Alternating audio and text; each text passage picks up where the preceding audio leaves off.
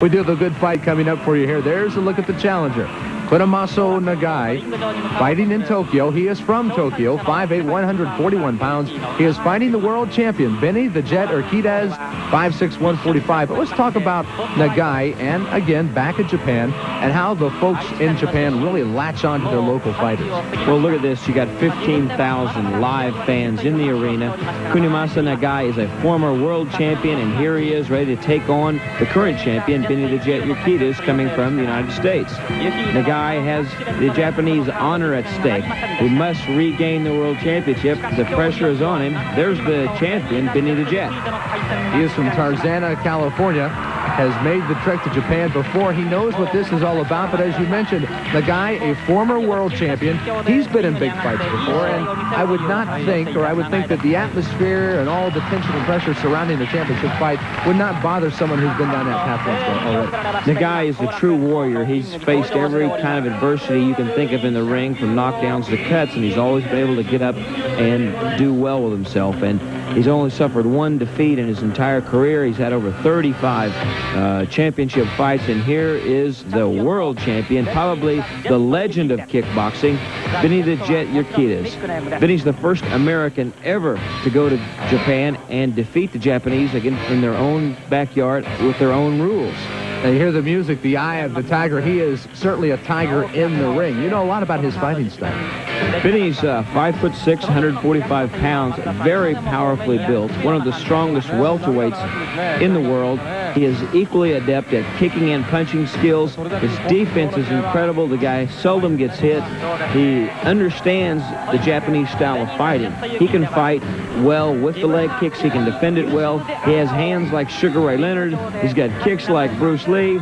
And I'm glad he's my friend. You know, you bring up the fact that he's hard to hit. That in itself is an art in kickboxing. Not so much the offense, because that is the more spectacular side of the sport that we see. But it is also something to make your opponent miss. The martial artist, his game plan is to hit and not get hit. Unlike boxing, where many times you see guys that are just out there slugging it out, we don't ever want to find out who's got the hardest head. They might take a punch to get a punch, or they'll trade back and forth a little bit. That's right. In kickboxing, you have twice as many weapons when you add the kick, so it adds a lot more strategy. And the faster and more intelligent fighter many times wins out over the stronger slugger-type fighter. Now, both of these gentlemen are technicians, though, and it should be a thinking man's fight.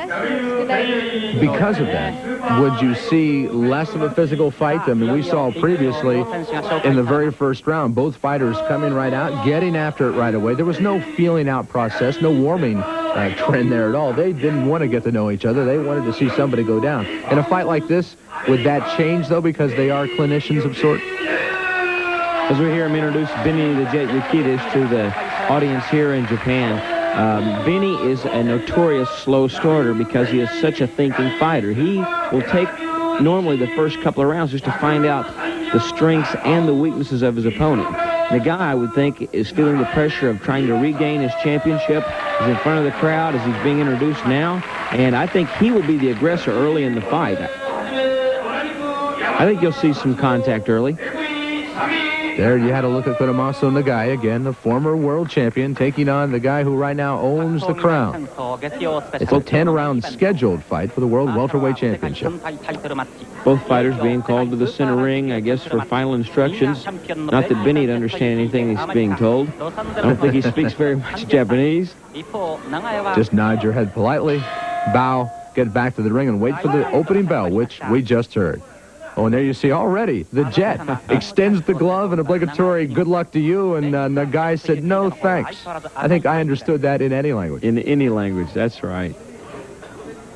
Already the stark contrast between this fight and the first. The fighters right now measuring each other. And Dale, this is probably just as important as someone who decides to slug it out and go toe-to-toe, because you have to measure your opponent a bit. I see Benny has come out in the first round out of the southpaw stance, more of a defensive posture.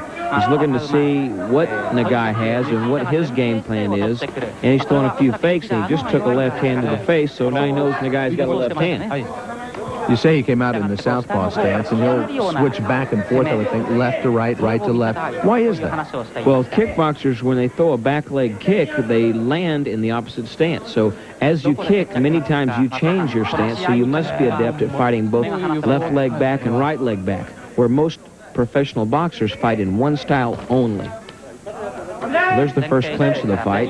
Again, both fighters are starting off slow. Now, that's Benny's trademark, is to start slow and then heat up as the fight goes on. He just caught Nagae with a left hand on the temple. I think things are going to warm up here. Nagai's trying to get loose. He looks a little bit tight, Johnny. Now, a lot on the line for him. You brought up in your opening remarks about the Japanese honor. So much to be said for the lifestyle and the way they approach not only their sport, but just their standard of living and the way they approach life in general. There's so much to be said for that pride. And that is certainly at stake here as, Nagae takes another left from Benny the Jet. Benny's showing, I think, at this point that he's the superior boxer.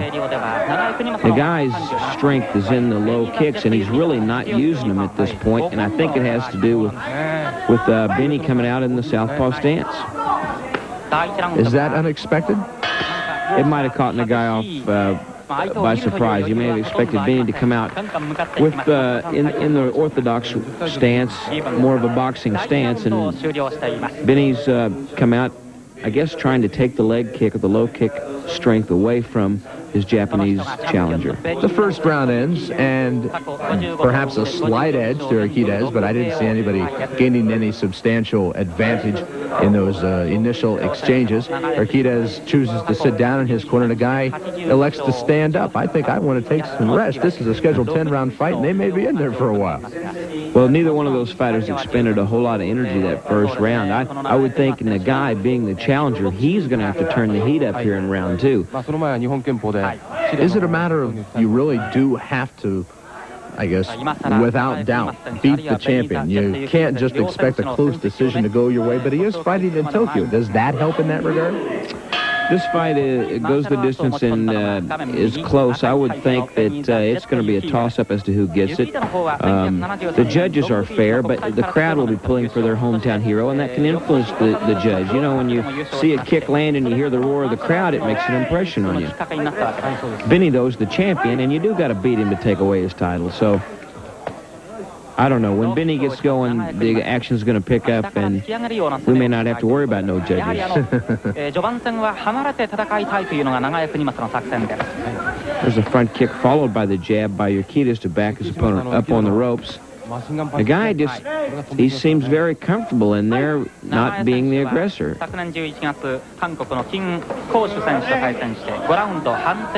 are in the second round in Tokyo, Japan. Benny the Jet Urquidez, the world champion, on the left of your screen. Kunimasa Nagae, the challenger, with his back to you. 1 minute remaining in the second round. Again, Benny forcing his opponent on the ropes, and the guy, doesn't seem too concerned about fighting against the ropes. But I'll tell you, when Benny turns up the heat, the guy stays against the ropes, he will not survive. Now he's trying to open up a little bit, fight more in the middle of the ring and use his kicks. Benny pressed him to the corner again, and if he stays there, John, he's going to get hurt. It is so quiet in the auditorium that you would know this fight was in Nagae's hometown. And perhaps the Jet has taken away that edge that Nagae would have, and that he has kept him at arm's distance and has successfully so far taken the wind out of the sails of the emotionalism of the crowd. Well, Nagae just landed a right hand to the body, and to be honest with you, that's the first, and the combination that follows, first thing the Japanese fans have had to yell about. That's why they're so quiet. And he tagged him with another right in the closing seconds here of the second round. I think Nagae might have stole that round with the flurry there at the end, so the way I look at it, you got one round apiece, but that's the kind of pressure Nagae is going to have to continue to put on if he has any chance to win this fight. Now, there was a boxer by the name of Muhammad Ali, I think, that used to employ that tactic. Late in the round, he'd put on a flurry, impress the judges. Do you see that in kickboxing as well? When you get under a minute, do the fighters tend maybe to pick up the pace a little bit and hope to sneak one away? Any smart fighter is going to try to make a lasting impression in the last 10 or 15 seconds of the judges.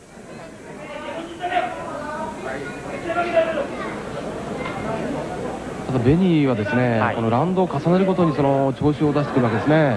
早い回っていうのは、スロースターターっていう。Long way to go. You see the seconds working in the corner. That's Benny the Jet Urquidez, Tarzana, California, his hometown, 5'6", 145 pounds, and he's fighting against Kunimasa and Nagae. Benny kind of had a look on his face there between rounds like, hey, when's the fight going to start? It may be here, the third round. You can hear underneath our audio, the audio of our counterparts from Japanese television also calling the play-by-play action for their countrymen in Japan. Kickboxing, of course, very popular overseas in the Far East. Of course, it enjoys a popularity that has yet to really hit the United States, but is beginning to take hold and really catch fire somewhat in the U.S. of A. As the Americans are becoming more adept at international rules and are becoming more of a force in the sport, naturally the popularity is going to grow here in the States. When all the champions were from Japan, Americans didn't care a whole lot about the sport. But now that the Americans are learning how to deal with the Japanese and the Europeans, it's becoming of more interest because it is an exciting sport. 1 minute remaining in the third round. This is for the World Welterweight Championship. Ooh, a good right that time, but Nagae snuck one in. Nagae fighting off the ropes. Much better this round. He landed a good uppercut. Benny's really putting the pressure on him now. He's starting to really load up and throw hard punches for the first time in the fight. And that's the first glimpse we've had of his quickness and speed and his ability to put combinations together, Dale. I think Benny's really warming up and getting into the fight now. He's having fun out there. There's nobody that loves to fight more than Benny the Jet Urquidez. And it looks as though Nagae has dropped his guard a little bit. His hands have lowered somewhat, and when he got close to Urquidez, the hands dropped, and that provided a pretty good target. There's Benny putting the combinations together. There wasn't a lot of kicking in that round. Nagae still has yet to concentrate on his trademark, which is the low kicks. I think Benny's defense, and he's blocked a few of those kicks. When you block the low kick, it hurts the kicker and not the kickee. Now, why is that? Do you mean just from a plain old pain standpoint? That's right. You're talking about shin-to-shin contact, and the guy delivering the kick, when the other man blocks it with the shin, the guy that kicked gets the bigger bump on his shin. And there's something to be said, too, from the mental side of that. When you think you're taking what should be your advantage to your opponent, and he turns it back so easily, you have to wonder, I think, what is going to happen to me now? That's right. That has kind of reduced Nagae, at least in that last round, to only using his hand skills predominantly. And he landed a few punches, but I think Benny definitely outscored him about 3 punches to 1 in that round. And Benny did deliver a couple of strong body kicks, so I got Urquidez ahead 2 rounds to 1.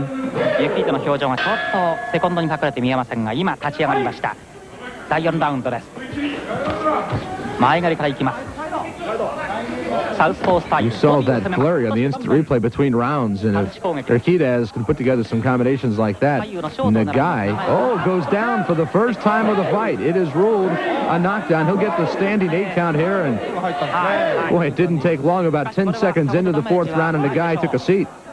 The short left hand. Another one. Nagae walked right into a left off. Benny the Jet Urquidez out of his arsenal of attack, and he says, that's it, clear out the cobwebs, folks, this fight's over. Benny the Jet Urquidez retains his World Welterweight Championship, and the guy is still down. He didn't want to sit down between rounds. Now he gets a chance to take a break in between fights, Dale. Well, Benny the Jet Urquidez is concerned over his opponent today. We didn't get to talk a lot about him. It only went 4 rounds, but he is a Christian, and I salute him for that. And the guy, a little disappointed because of the loss in front of the hometown crowd. Here's Benny.